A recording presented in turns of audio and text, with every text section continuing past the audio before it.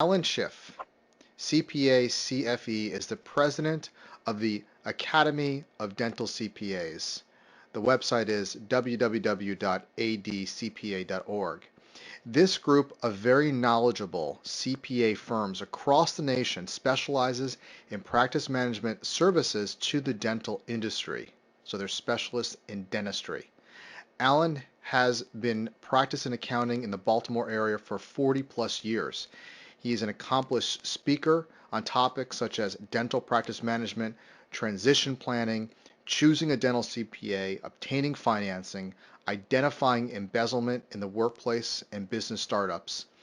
He has presented to the American Dental Association, the Academy of General Dentistry, the Academy of Pediatric Dentists, local mid-Atlantic societies, as well as various dental study clubs around the nation.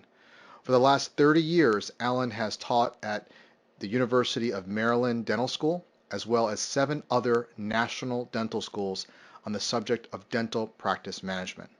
Alan has published numerous articles within the dental industry and can frequently be seen in Dental Economics, as he is a contributor writer to this magazine. Please welcome Alan Schiff. Alex, thank you. Wow. You're so funny when you said when you're going to introduce me that it would take 40 minutes to do that. But you did it well, so that's great. I want to say good evening, everyone. Thank you for joining. I hope over the next hour you'll pick up a point or two that you can share with your dental CPA, hopefully make your practice a little bit more profitable than what it is, and also give you some suggestions on saving taxes as you go into the following season of 2015. So tonight we have 3 agenda items. We're limited on the number of agenda items because of the 60-minute presentation, but we're going to talk about profitability by dental specialty. So that would hit all folks that are attending other than potentially like dental pathologists or dental labs, but we'll hit all the major dental specialties so that you all can compare your practice profitability with the statistics that we have. We'll talk about controlling your overhead, and we'll also talk about year-end tax planning. The tax season is here. Many of you will be meeting with your dental CPAs over the next 6 to 8 weeks, so hopefully a couple of the points that I'll share with you tonight you can share with your CPAs and also potentially implement those ideas within your practice. So before we begin tonight, one of the most interesting statistics that the ADA has recently come out with, and that is only 6% of the dentists retiring today can truly afford to retire. 6%. So I sit back and I think, what are the other 94% going to do? Or why is it that 94% of the dental community cannot afford to retire?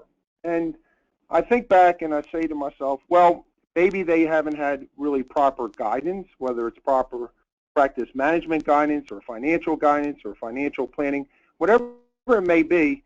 Now's the time to make a change, and now's the time to potentially take a hold of not only your practice but also your personal finances.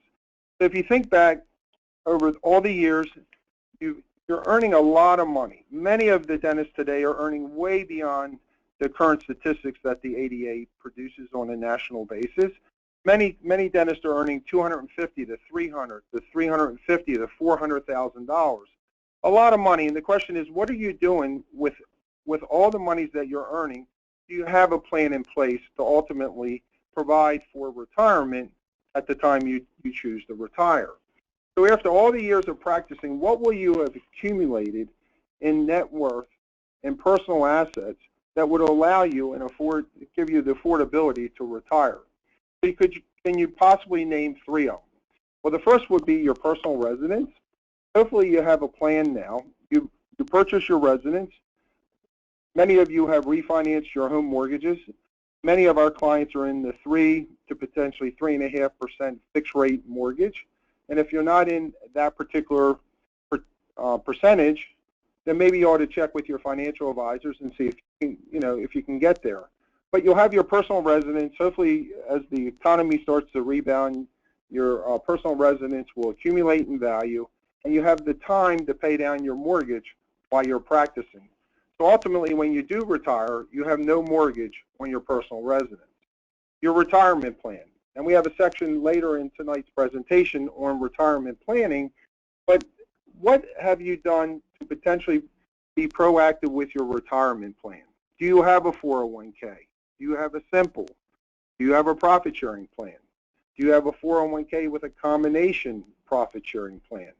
Do you even have what's called a cash balance plan within your practice?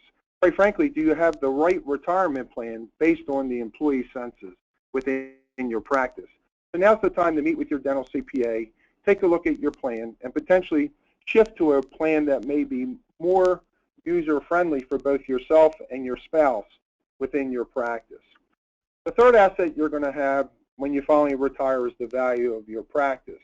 And although tonight's seminar doesn't give us enough time to talk about values, estimate of values, practice transitions, a part of my firm today, we have a dental brokerage division. Today we are selling practices in the Mid-Atlantic region beyond what many folks think or have some level of thought as to what general practices are worth. The rule of thumb many folks have heard is somewhere around 65 to 70% of collections, but quite frankly, we're getting in the upper 70%, maybe even as low as 80%.